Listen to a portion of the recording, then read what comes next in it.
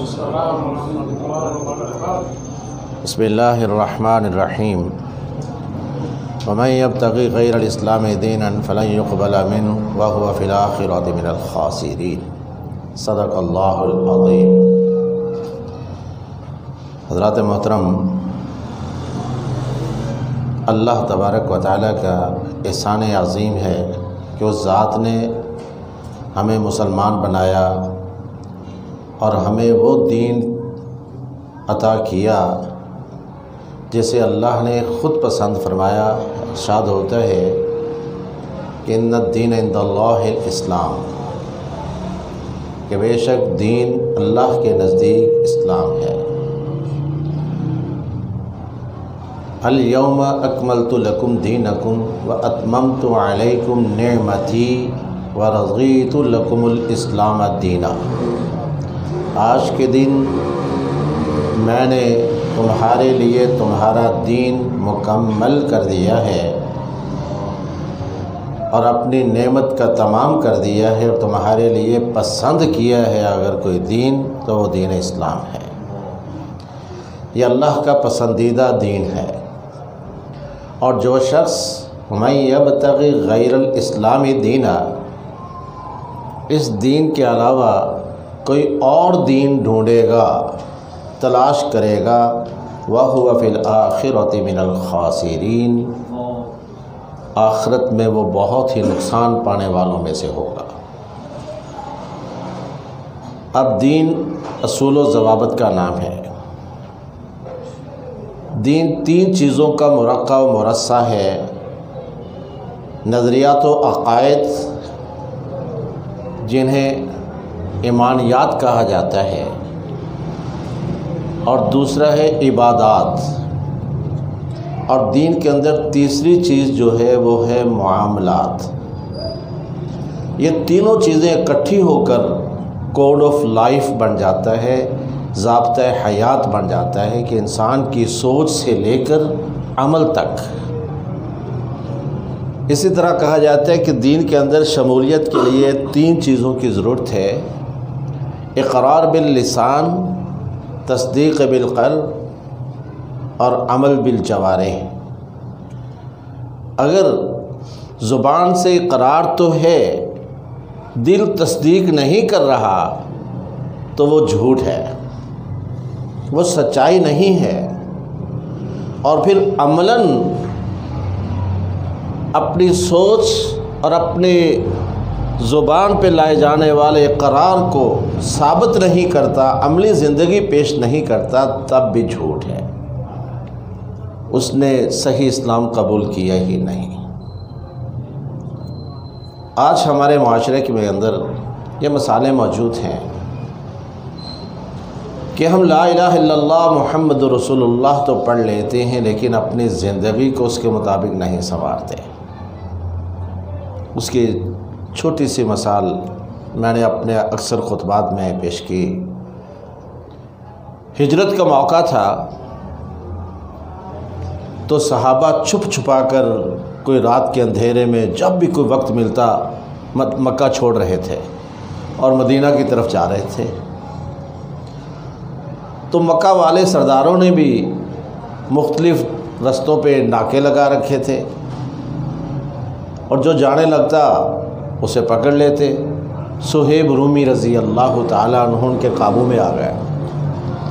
سرداران قریش کہنے لگے، صہیب، جب تو اپنے علاقے کو چھوڑ کر مکہ میں آیا تھا تو صرف تن کے کپڑے تھے تیرے پاس، تن ڈھانپنے کا لباس تھا اور کچھ نہیں تھا۔ تو انہوں نے یہاں آ کر بزنس کیا، کاروبار کیا اور کمائی خوب کی، تو لہٰذا مکہ کی کمائی ہم مدینہ نہیں جانے دیں گے، یہیں کی دولت یہیں رہے گی۔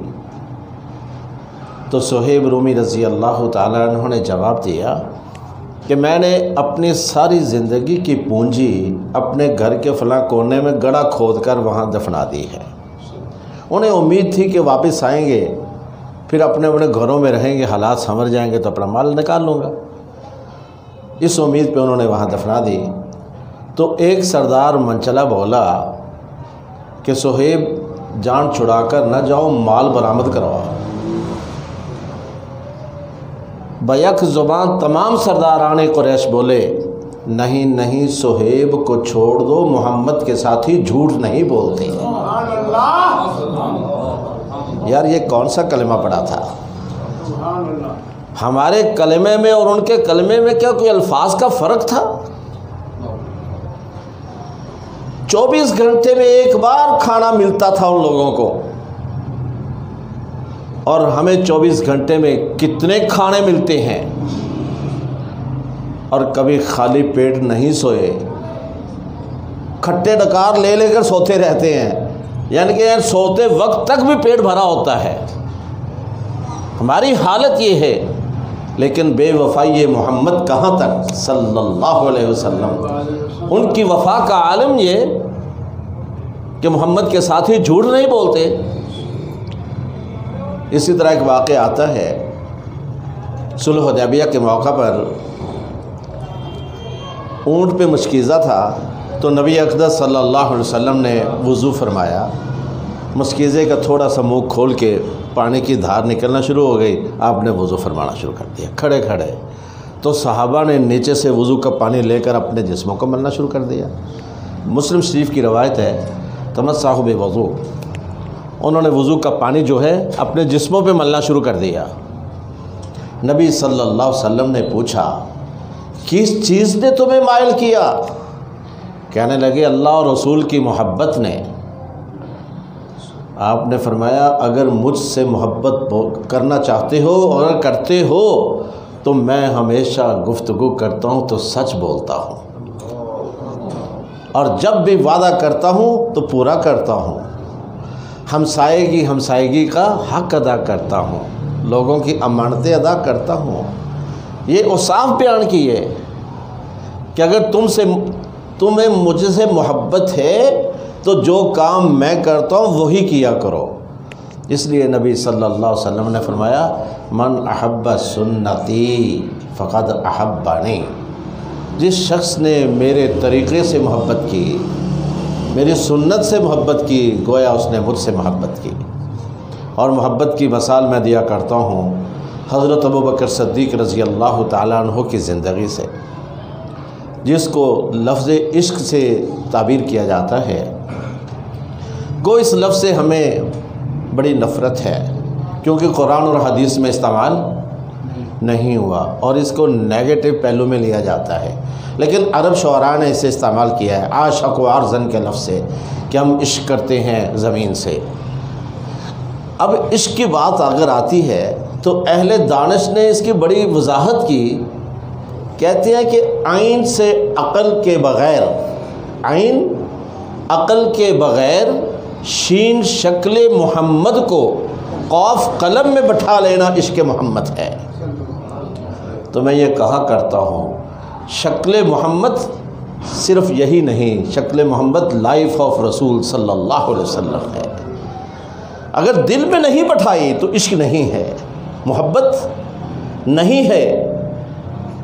نبی صلی اللہ علیہ وسلم معراج پہ گئے، واپس آئے، بیت اللہ میں کھڑے ہو کر سرداران قریش کے جلوہ میں آپ نے فرمایا کہ آج رات میں نے بیت المقدس اور پھر وہاں سے آسمان پہ گیا اور سیر کر کے آیا ہوں۔ وہ پریشان ہو گیا، آسان خطا ہو گیا، بھی 2 مہینے کی مسافت بیت اللہ سے بیت المقدس تک ایک رات میں کیسے؟ ناممکن۔ اور آج بھی اگر کوئی کہے کہ میں پیدل گیا، کیونکہ رستے پیدل کے تھے، کہ راکٹ تو تھے نہیں، نہ جہاز تھے، کچھ بھی نہیں، تو 2 مہینے کی مسافت، فوراً ابو جہل نے سوچا کہ اب ابو بکر کے پاس جاتا ہوں، اب صحیح نقطہ پکڑا، بھاگ کے آیا، کہنے لگا ابو بکر کوئی شخص یہ دعویٰ کرے کہ اس نے ایک رات میں بیت اللہ سے بیت المقدس تک کا سفر کیا اور پھر واپس آیا، ممکن ہے؟ کہنے لگے ناممکن ہے۔ 2 مہینے کی مسافت یار کیسے ایک رات میں ممکن ہو سکتی ہے؟ ابو بکر رضی اللہ تعالیٰ عنہ کو ابو جہل نے پکا پختہ کر لیا اس موقف پہ۔ عقل نہیں نہ مانتی؟ جی نہیں مانتی، دیکھ لے ابو بکر، عقل نہیں مانتی، نہیں مانتی۔ ابو بکر یار یہ تیرے یار محمد ابن عبداللہ نے کہا ہے صلی اللہ علیہ وسلم۔ اسی پاؤں پہ کھڑے اسی وقت بغیر کسی تصدیق کیے فرمانے لگے آمنت و صدقت ہوا صادق الوعد الامین، میں ایمان لاتا ہوں، میں یقین رکھتا ہوں اس بات پہ کہ جو کچھ انہوں نے فرمایا درست فرمایا، اس بات کی میں تصدیق کرتا ہوں، وہ سچا زبان کا دھنی وعدے کا پختہ، وہ جو کچھ کہے وہ درست کہا صلی اللہ علیہ وسلم۔ ابو جہل کہنے لگا ابو بکر یار ابھی تو کھڑا کہہ رہا تھا عقل تسلیم نہیں کرتی، اب عقل کدھر گئی؟ عملاً فرمایا جب سے نام محمد لا الہ الا اللہ محمد رسول اللہ پڑھا ہے اپنی عقل کو محمد کے قدموں میں پھینک دیا تھا، سوچ ختم۔ نبی نے فرما دیا، سر تسلیم خم ہے۔ نبی کے فرمان پر دل میں کجی محسوس کرنا اور ٹیڑھ پن محسوس کرنا اور یہ کہنا کہ یار ایسا نہ ہوتا تو یوں ہوتا، فلا وربک لا یؤمنون حتی یحکموک فیما شجر بینہم ثم لا یجدوا فی انفسہم حرجا مما قضیت ویسلموا تسلیما۔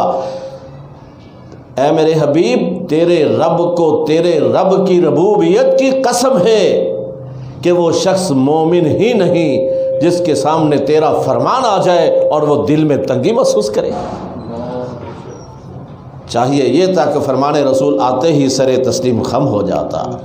یہی ہے وفائے محمد صلی اللہ علیہ وسلم۔ اور محبت ہوتی ہے دو طرح کی، ایک ہوتی ہے عقلی اور ایک ہوتی ہے فطری۔ فطری آپ سمجھتے ہیں، ماں باپ کو اپنی اولاد سے محبت ہے فطری۔ بچے پیارے نہ بھی ہوں تو سارے بچوں سے زیادہ پیارا اپنا بچہ لگتا ہے، اس کو کہتے ہیں فطری محبت۔ دادے کو پوتے کے ساتھ، نانے کو نواسوں کے ساتھ، چاچوں بھتیجوں کی، مامے و بھانجوں کی، رشتہ دار ہیں، یہ جتنے بھی رشتے ناتے ہیں ان سب کی آپس میں محبت فطری ہے۔ وہ اچھے لگیں یا نہ لگیں ان کی آپس میں محبت ہو جاتی ہے، یہ فطری محبت ہے۔ اور دوسری محبت ہوتی ہے عقلی۔ عقلی کے اندر دو جز ہیں، ایک ہے کسی کی خوبصورتی دیکھ کر اس سے محبت ہو جائے، جس کو کہتے ہیں جمال دیکھ کر محبت ہو جانا، خوبصورتی، اور دوسری ہے کسی کی صلاحیتیں گن دیکھ کر اسے محبت ہو جائے۔ گن سمجھتے ہیں یار اس کی گفتگو بڑی پیاری ہے، یار اس کا اخلاق بڑا ہی پیارا ہے، یار اس کا اٹھنا بیٹھنا چلنا پھرنا یار انتہائی پیارا ہے، مجھے بہت پیارا لگتا ہے۔ یہ ہے صلاحیتیں، اس کو کہتے ہیں کمال، خوبصورتی کو کہتے ہیں جمال۔ تو نبی سے یہ ساری محبتیں ہونا ہوں گی، کرنا ہوں گی، فطری بھی، جمال بھی، کمال میں بھی یہ تصور کرنا ہوگا، یہ نظریہ رکھنا ہوگا۔ نبی صلی اللہ علیہ وسلم کا فرمان ہے لا یؤمن احدکم، تم میں سے کوئی شخص مومن نہیں ہو سکتا جب تک حتی اکون احب الیہ من والدہ وولدہ والناس اجمعین، کہ وہ مجھے اپنے والدین، اپنی اولاد اور تمام لوگوں سے بڑھ کر محبوب نہ بنا لے۔ یہ ہے فطری محبت، نبی سے کرنا ہوگی، فطری محبت نبی سے کرنا ہوگی۔ اور عقلی محبت من احب سنتی فقط احبانی، جس نے میرے طریقوں سے میری اداؤں سے محبت کی گویا اس نے مجھ سے محبت کی۔ من احبانی، جس نے مجھ سے محبت کی، کان معی فی الجنہ، وہ میرے ساتھ جنت میں ہوگا، وہ میرے ساتھ جنت میں ہوگا۔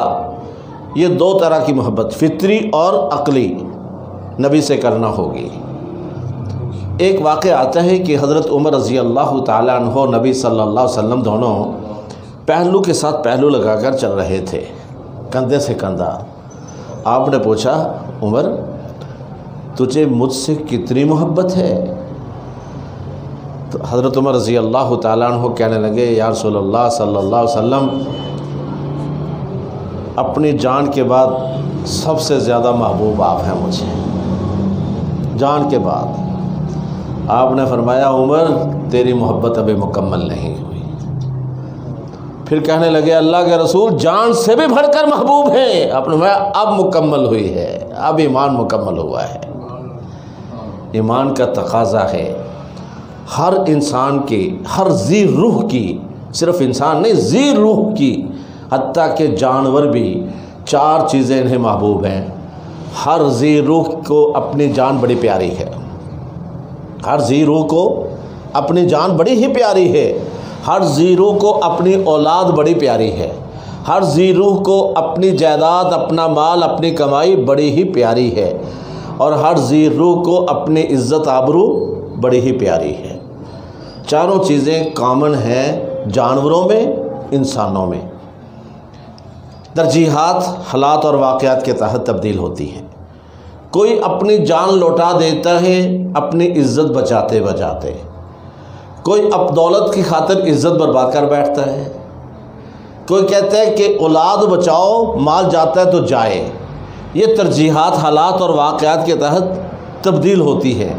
کئی کہتے ہیں کہ عزت ہوتی ہے برباد ہونے دو، مال آنا چاہیے۔ یہ ترجیحات ہیں، لیکن مومن کی صرف ایک ہی ترجیح ہے کہ یہ چاروں چیزیں ناموس محمد پہ قربان ہیں صلی اللہ علیہ وسلم۔ اگر ان چاروں میں ہم اپنے امتحان کا جائزہ لے سکتے ہیں، یہ ٹیسٹ لے سکتے ہیں، ہم اسیسمنٹ کر سکتے ہیں اپنی کہ ان چاروں میں سے کون سی چیز آقا سے مجھے زیادہ محبوب ہے۔ اگر ہے تو ایمان مکمل نہیں ہے۔ چاروں چیزیں آقا صلی اللہ علیہ وسلم کی خاطر قربان کرنا ہوں گی، اور اسی کو کہتے ہیں وفائے محمد صلی اللہ علیہ وسلم۔ اگر چاروں میں سے کسی اور کو ترجیح دی تو پھر آقا سے وفا نہیں ہے، پھر صرف نام ہے، نام نہاد ہے۔ بائی چانس پھر مسلمان ہے، بائی چوائس مسلمان نہیں بنتے، پھر اتفاقاً ہو گئے، مسلمانوں کے گھر پیدا ہو گئے، بس کافی ہے۔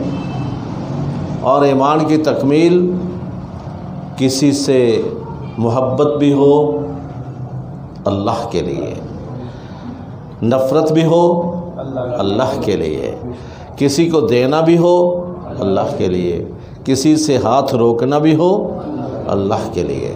اگر اس میں اپنی پگڑی کا خیال آ گیا، اپنی عزت کا خیال آ گیا، اپنے دبدبے روب و دبدبے کا خیال آ گیا، اپنے عہدے کا خیال آ گیا، تو للہیت ختم، پھر ذلت و رسوائی شروع ہوتی ہے۔ اگر للہیت ہے تو ایمان مکمل ہے۔ 4 شرطیں تکمیل ایمان کی، یہ چاروں: اللہ کے لیے محبت، اللہ کے لیے نفرت، اللہ کے لیے دینا، اللہ کے لیے لینا۔ اگر اس کے پیچھے مفادات ہے، لالچ ہے، حرص ہے، تو پھر ناکامی ایمان مکمل نہیں ہے۔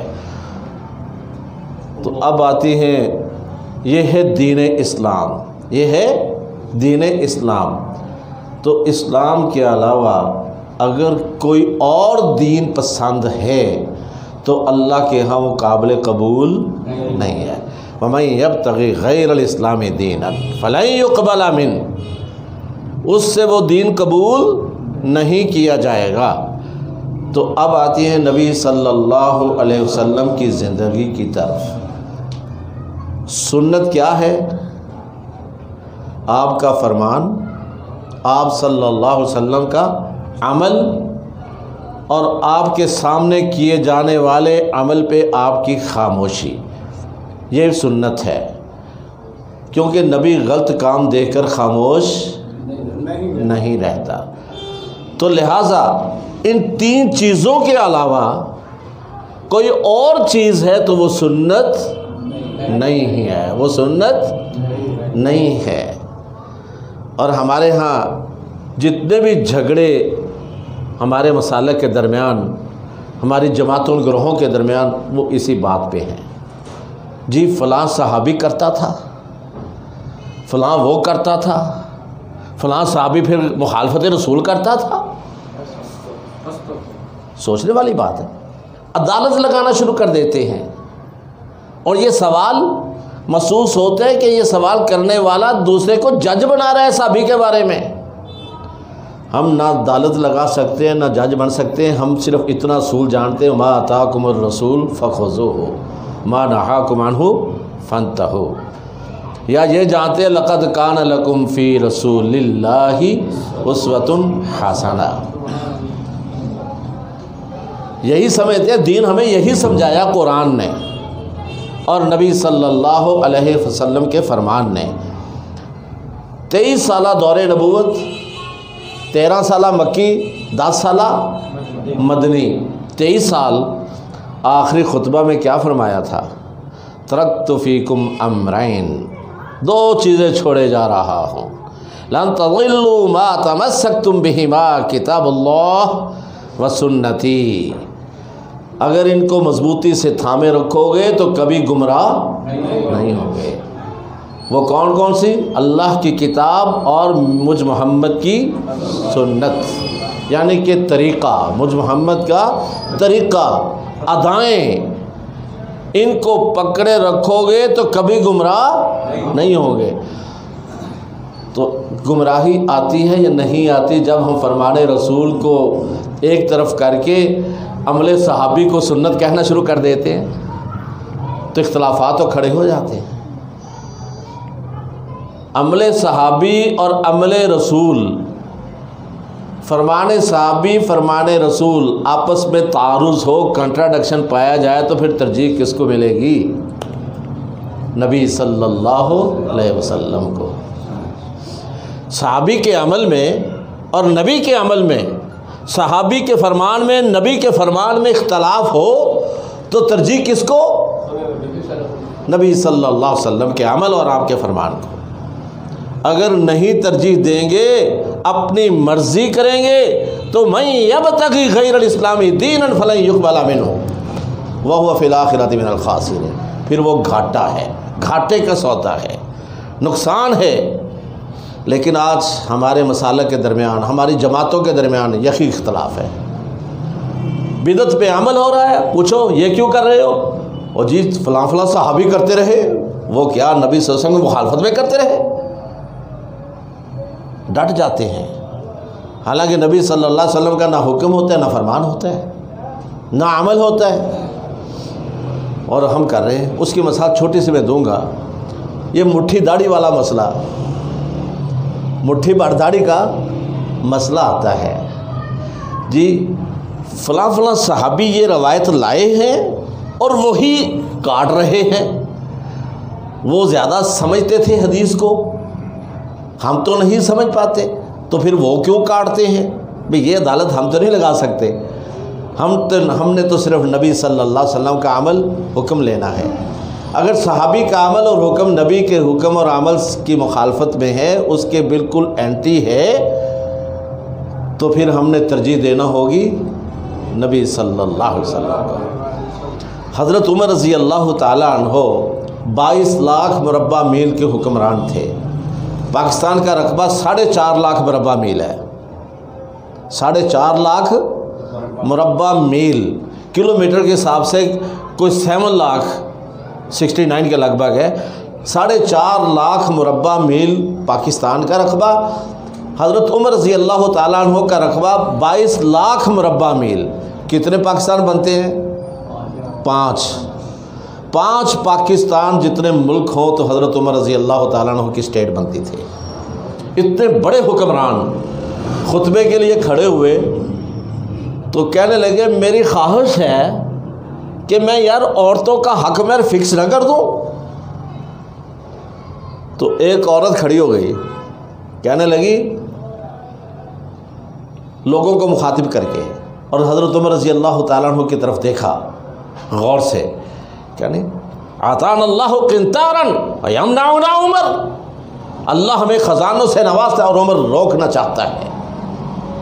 حضرت عمر رضی اللہ تعالیٰ عنہ 22 لاکھ مربع میل کے حکمران کہ ایک مجمع میں عام سی عورت کھڑی ہو کر ڈانٹ دے خلیفہ کو،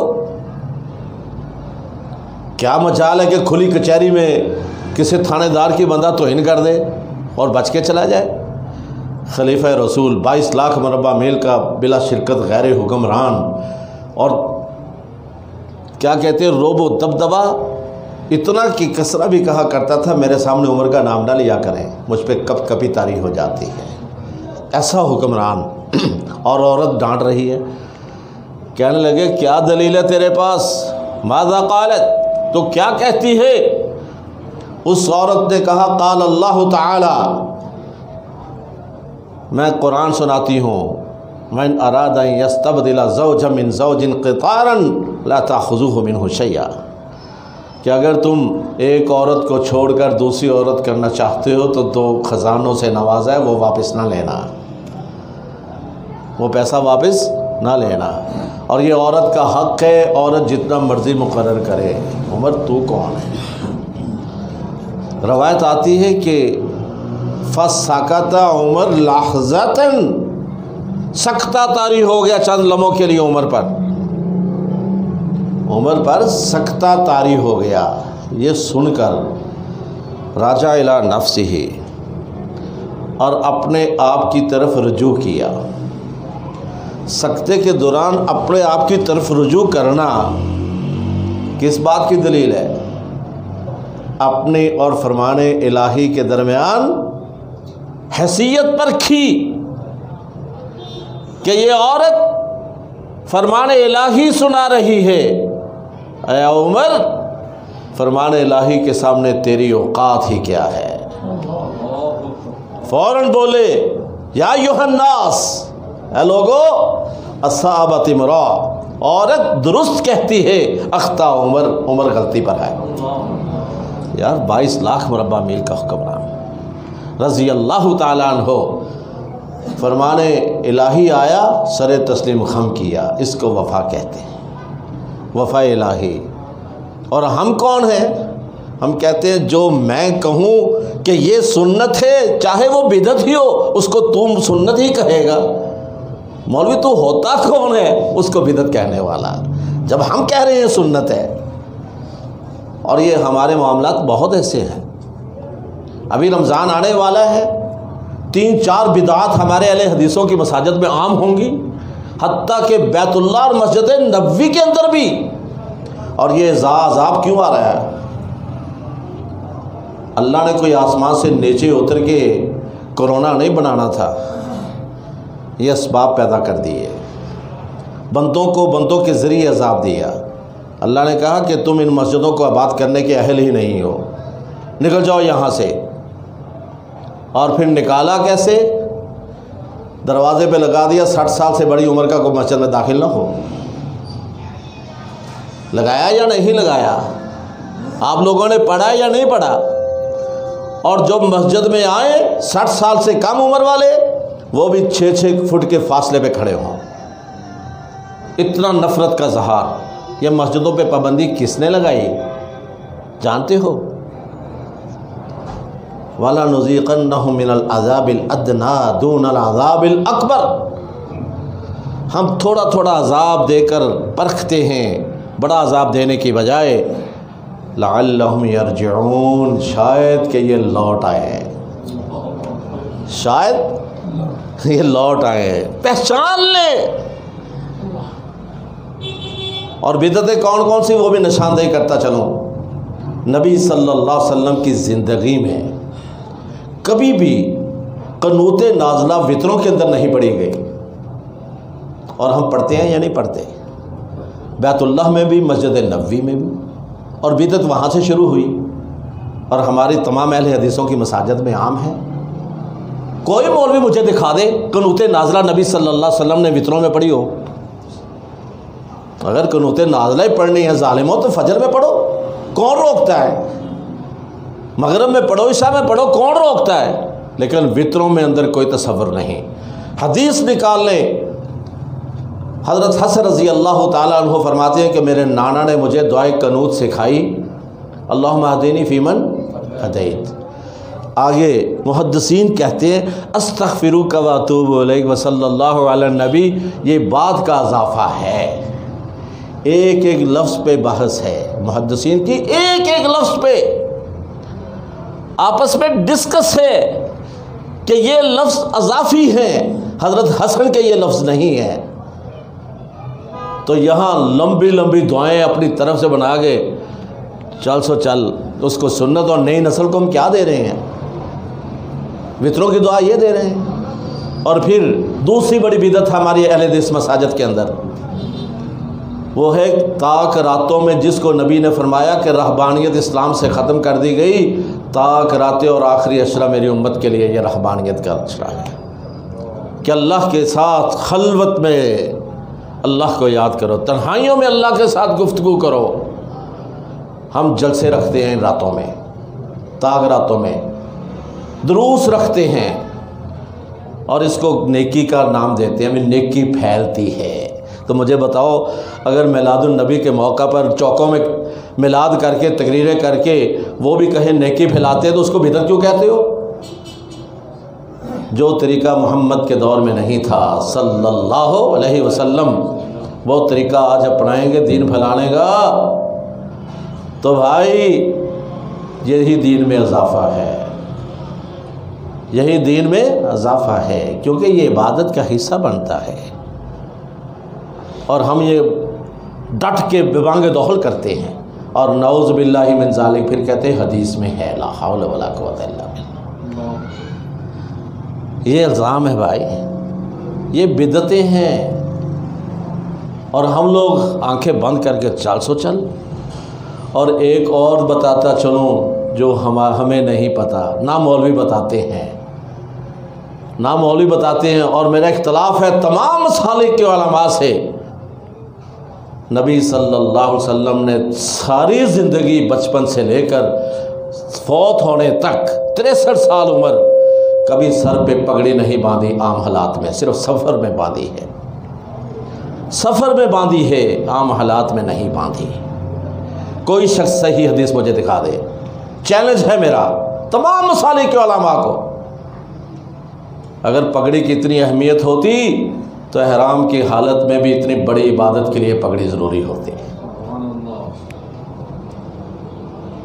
احرام کی حالت میں بھی پگڑی ضروری ہوتی۔ اور جو مولوی کہتے ہیں معمول زندگی تھا، وہ اماں جی عائشہ پہ الزام لگاتا ہے۔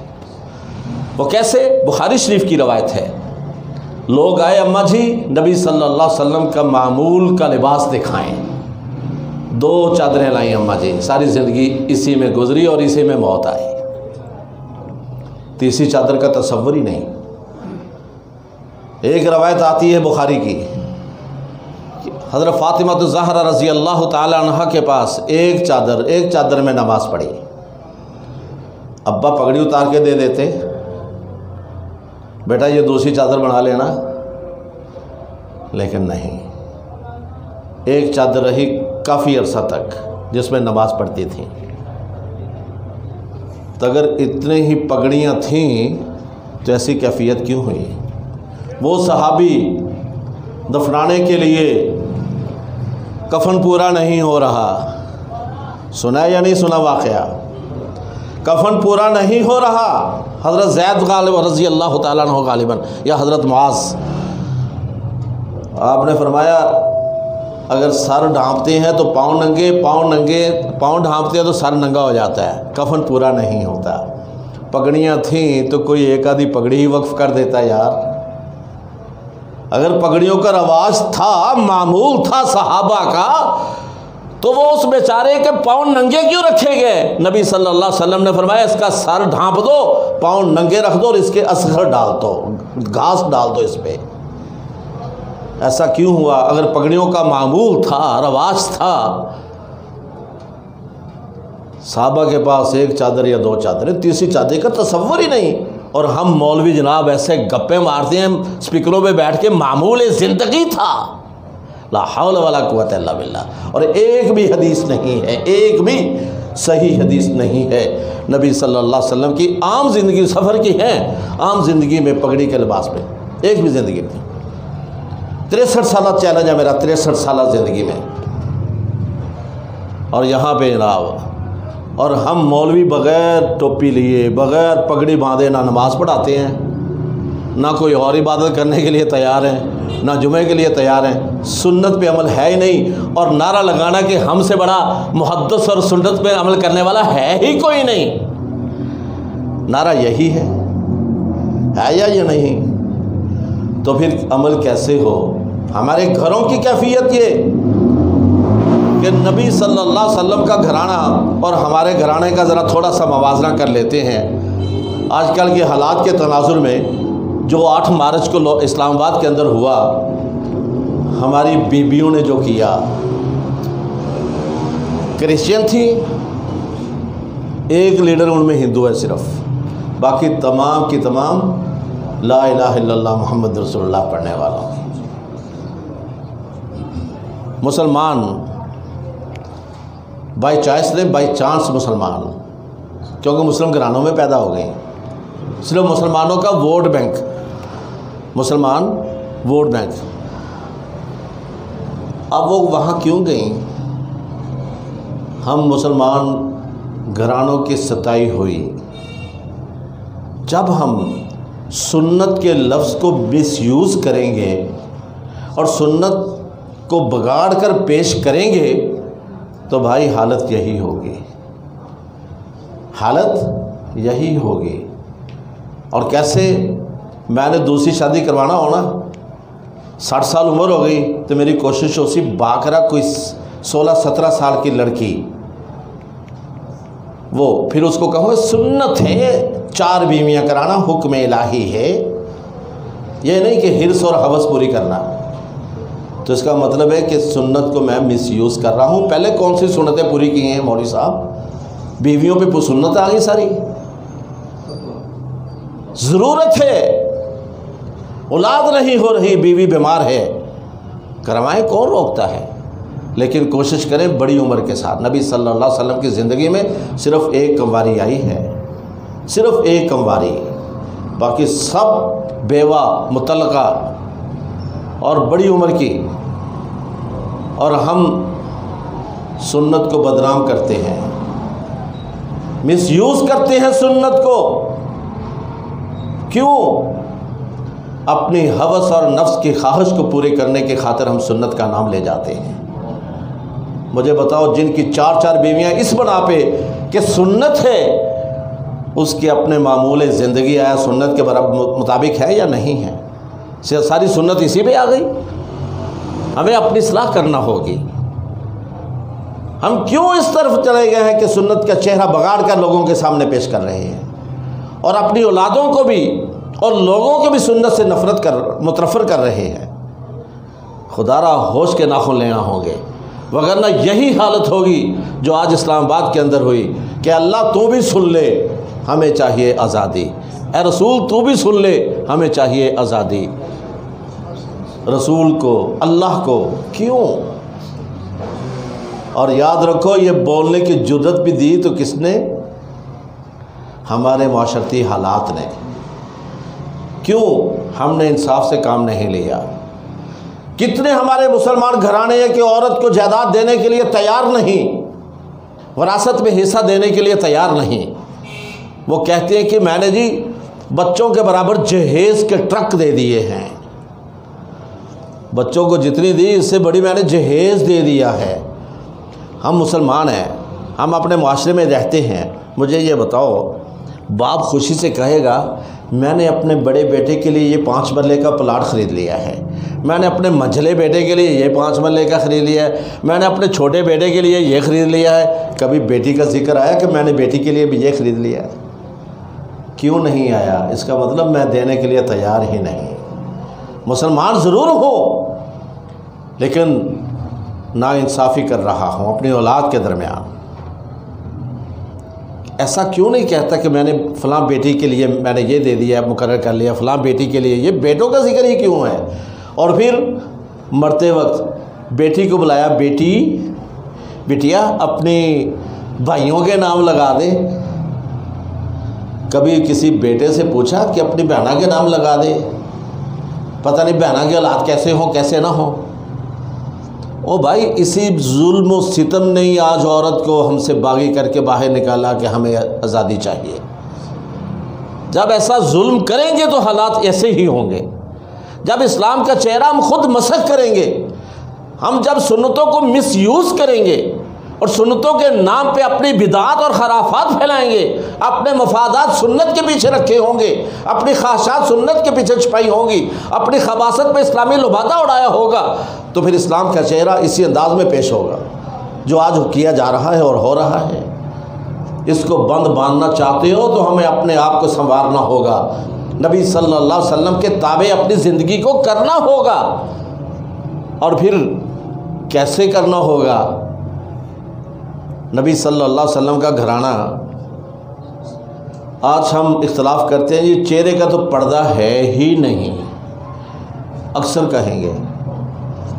کہیں گے اور بڑے بڑے علماء بھی کہتے ہیں، میں نام نہیں لوں گا، دنیا کا سب سے مشہور و معروف اسکالر وہ بھی کہہ گیا، اور آج بھی اسکالر کہہ رہے ہیں چہرے کا پردے کا تصور کوئی نہیں۔ تو جب اللہ نے چادر کا فرمایا جلا بی ہن، تو اس سے پہلے عورتیں اور نساء المومنین اور نساء النبی یہ برہنہ رہتی تھیں، سوچنے والی بات ہے۔ پھر جلا بی ہن کس پہ ہے؟ اور اس کی وضاحت اماں جی عائشہ رضی اللہ تعالی عنہا سے پوچھتے ہیں، اماں جی اس کا مطلب کیا ہے؟ بخاری اور مسلم متفق علیہ روایت۔ اماں جی فرماتی ہے کہ جس واقعہ میں مجھ پہ الزام لگا، تہمت لگی، بہتان لگا، میں وہاں ٹھہری، قافلہ والے مجھے چھوڑ کے آ گئے، انہوں نے سمجھا ڈولی کے اندر بیٹھی ہوئی ہیں، انہوں نے اٹھائی، میں ہلکے پھلکے جسم کی تھی، انہیں پتہ نہیں چلا، تو میں وہاں بیٹھ گئی پریشانی کے عالم میں، بھئی چلو دن چڑھے گا، وہ ڈھونڈیں گے، دیکھیں گے میں نہیں ہوں گے، وہ واپس آئے گا کوئی نہ کوئی تو مجھے لے جائیں گے۔ میں وہیں پہ آگے بیٹھ گئی، لیٹ گئی۔ تو جس کی ڈیوٹی لگی تھی کہ سورج چڑھے تو انہیں قافلے والی جگہ پہ دیکھنا ہے کوئی گری پڑی چیز تو نہیں، اس کو اٹھا کے لے آنا ہے، معاذ بن معطل رضی اللہ تعالی عنہ۔ جب انہوں نے مجھے دیکھا تو دور سے پہچان لیا کہ یہ تو عائشہ ہے، کیونکہ آیات پردہ کے نازل ہونے سے پہلے انہوں نے مجھے دیکھا تھا، اس لیے مجھے پہچان لیا، اور انہوں نے بلند آواز سے پڑھا انا للہ و انا الیہ راجعون۔ کتنی قیمتی چیز ہماری اماں کو چھوڑ گئے، پیچھے رہ گئیں۔ جب انا للہ پڑھا تو میں نے اپنا اٹھ کے چہرہ ڈھانپا، متفق علیہ روایت۔ تو اس میں کوئی شک والی کون سی بات ہے اس حدیث کے اندر؟ انصاری خواتین فرماتی ہیں کہ جب آیات پردہ نازل ہوئیں تو ہم گھروں سے نکلتی تھی سیاہ چادریں لے کر، بڑی بڑی، صرف ایک آنکھ ننگا رکھتی تھی رستہ دیکھنے کے لیے۔ مسند احمد کی روایت ہے، نبی صلی اللہ علیہ وسلم کی شادی حضرت صفیہ رضی اللہ تعالی عنہا کے ساتھ ہوئی تو نوجوان صحابہ کہنے لگے یار یہ مال غنیمت میں ملی ہے نبی صلی اللہ علیہ وسلم کو صفیہ، تو آیا صفیہ کو لونڈی بنا کر رکھیں گے یا زوجۃ المحترمہ ام المومنین بنائیں گے؟ آپس میں گفتگو جاری ہے ولیمے کی دعوت پہ۔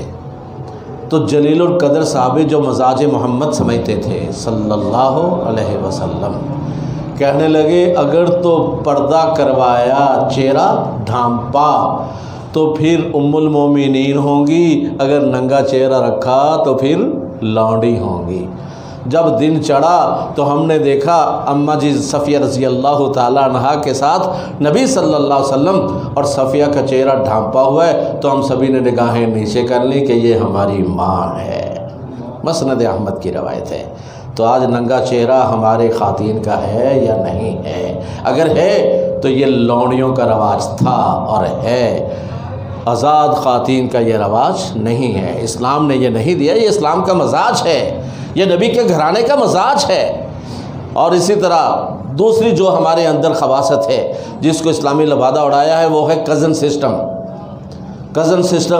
نبی صلی اللہ علیہ وسلم کی زوجہ محترمہ اماں جی جویریہ رضی اللہ تعالی عنہا، نبی صلی اللہ علیہ وسلم کی زوجہ محترمہ ہماری ماں، ان کے فرسٹ کزن چچا یا تایا کے بیٹے آئے، کہیں دور دراز کے علاقے میں رہتے تھے، گھر آئے، کئی میلوں کی مسافت طے کرنے کے بعد تھکے ماندے پیغام لائے تو نبی صلی اللہ علیہ وسلم چوکھٹ کے درمیان کھڑے ہیں، پردہ ہے، اور اس پردے کے اندر منہ کر کے جویریہ کو اس کا پیغام سناتے ہیں، پھر جواریہ کا جواب لے کر باہر منہ نکال کے اس کے کزن کو بتاتے ہیں۔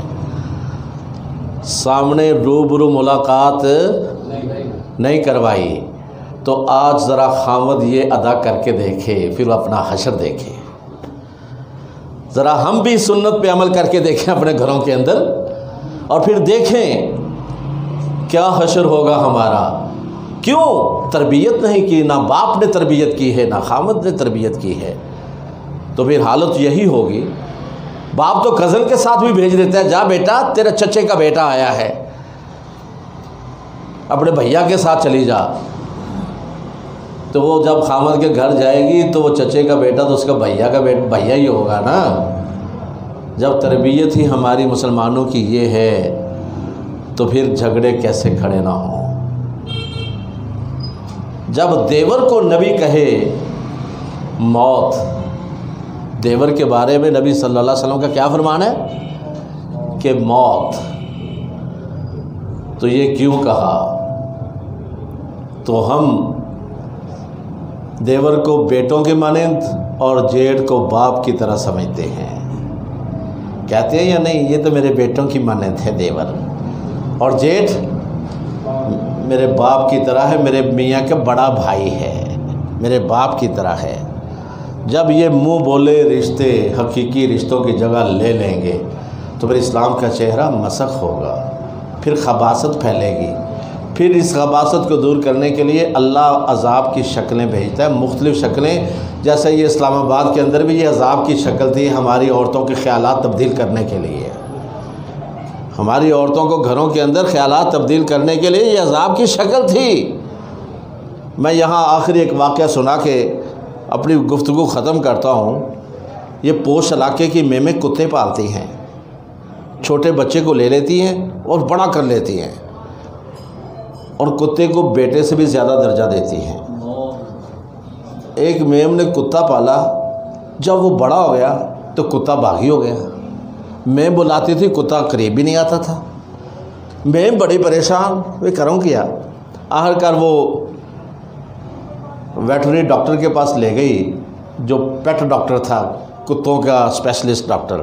جا کے کہتی ہے کہ ڈاکٹر صاحب یہ چھوٹا سا تھا، پیدا ہوتے ہی میں نے اس کو پالا ہے، بڑا ہو گیا، اس کو پوری لائف بتائی، میں نے اس کو برگر کھلائے، میں نے اس کو بسکٹ کھلائے، میں نے اس کو زنگر برگر کھلائے، میں نے اس کو شاورمے کھلائے، جو گھر کے اندر میں کھاتی بچوں کو کھلاتی میں اس کو بھی کھلاتی۔ آج یہ میں بلاتی ہوں یہ بھاگ جاتا ہے، میرے پاس آتا نہیں۔ تو ڈاکٹر صاحب نے ہسٹری سننے کے بعد کہا کہ اس کو ایک دن کے لیے چھوڑ جاؤ، 24 گھنٹے کے بعد آ کے لے جانا۔ وہ ایک دن کے لیے چھوڑ گئی، تو ڈاکٹر صاحب نے اپنے نوکر سے کہا کہ اس کو بھینسوں کے باڑے میں باندھ کے آؤ، یہ خوشبو میں رہا ساری زندگی، اس کو پتہ نہیں بو ہوا ہے کیا، ذرا باندھ کے آؤ۔ وہاں باندھا، اور پھر کہا کہ جب بھی تو پیشاب کے لیے اٹھے یا تجھے جاگ آئے کسی بھی لحاظ سے، اس کتے کو نہیں سونے دینا، اس کو 2 چھانٹے مارنے ہیں، 2 ڈنڈے مارنے ہیں۔ اس کا ٹھیک ہے ڈاکٹر صاحب۔ ساری رات اس نے جناب کتے کو سونے نہیں دیا، بھوکھا پیاسا رکھا اور بدبو میں رکھا۔ دوسرے دن اپنے ٹائم کے مطابق میم صاحبہ پہنچی ڈاکٹر کے پاس، ڈاکٹر نے اپنے نوکر سے کہا کتا کھول کے لاؤ۔ جب کتا کھول کے لایا تو اس نے آتے ہی میم کے پاؤں چاٹے اور ساتھ ہی میم کے سینے پہ چڑھ گیا، جپھی ڈالی اور میم کو چومنا شروع کر دیا، میم نے اس کو چومنا شروع کر دیا۔ کیا سمجھ آئی؟ وَلَنُذِيقَنَّهُم مِّنَ الْعَذَابِ الْأَدْنَىٰ دُونَ الْعَذَابِ الْأَكْبَرِ لَعَلَّهُمْ يَرْجِعُونَ۔ ڈاکٹر سے میم کہنے لگی ڈاکٹر صاحب کیا کیا ہے؟ ڈاکٹر صاحب کہنے لگے میں نے 2 طرح کا علاج کیا ہے، فزیکلی اور سائیکالوجی فزیکلی اور سائیکالوجی کی۔ تو اس کتے نے معمولی سے اس اتنی کی سزا کو سمجھ گیا اور اپنے مالکن کو پہچان لیا، لیکن ہم اتنی بڑی سزاؤں کو دیکھ کر بھی اپنے مالک کو نہیں پہچانتے۔ دعا ہے کہ اللہ ہمیں وفائے محمد کرنے کی توفیق عطا فرمائے، اللہ ہمیں صحیح وفائے الہی کرنے کی بھی توفیق عطا فرمائے۔ وآخر دعوانا ان الحمد للہ رب العالمین۔